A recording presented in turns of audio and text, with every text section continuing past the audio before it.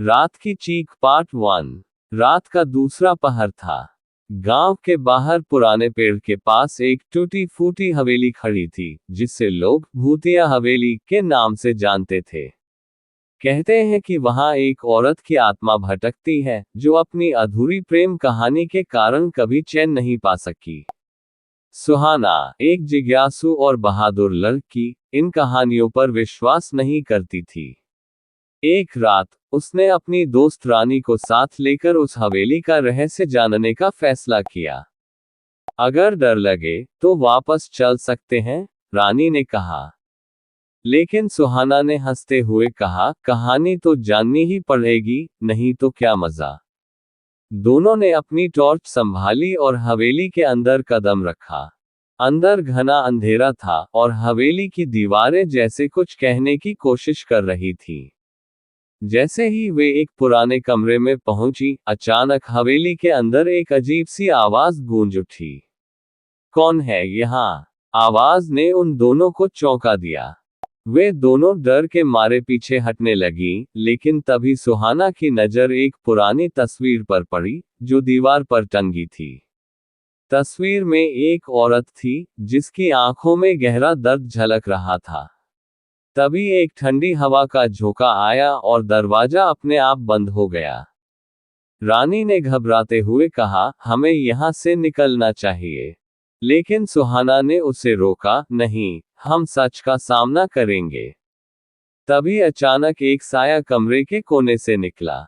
वह साया एक औरत का था, जो धीरे धीरे उनकी तरफ बढ़ रहा था। उसकी आंखें लाल हो गई थीं और उसके चेहरे पर गुस्सा और दर्द साफ नजर आ रहा था। तुम यहाँ क्यों आए हो? साये ने गुस्से में पूछा।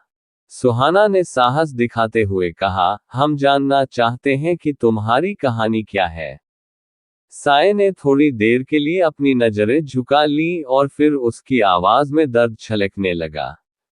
मैं इसी गांव की थी। मुझे मेरे प्रेमी ने धोखा दिया और इसी हवेली में मेरी हत्या कर दी गई। तब से मैं यहाँ भटक रही हूँ। रानी ने सहमी हुई आवाज में पूछा, तुम्हें मुक्ति कैसे मिलेगी? साये ने उत्तर दिया, मुझे इंसाफ चाहिए। मेरे हत्यारे को सजा मिलनी चाहिए। सुहाना और रानी ने वादा किया कि वे उसकी कहानी सबको बताएंगी और उसके हत्यारे को ढूंढकर उसे सजा दिलाएंगी। अगले दिन वे गांव के मुखिया के पास गईं और पूरी कहानी सुनाई।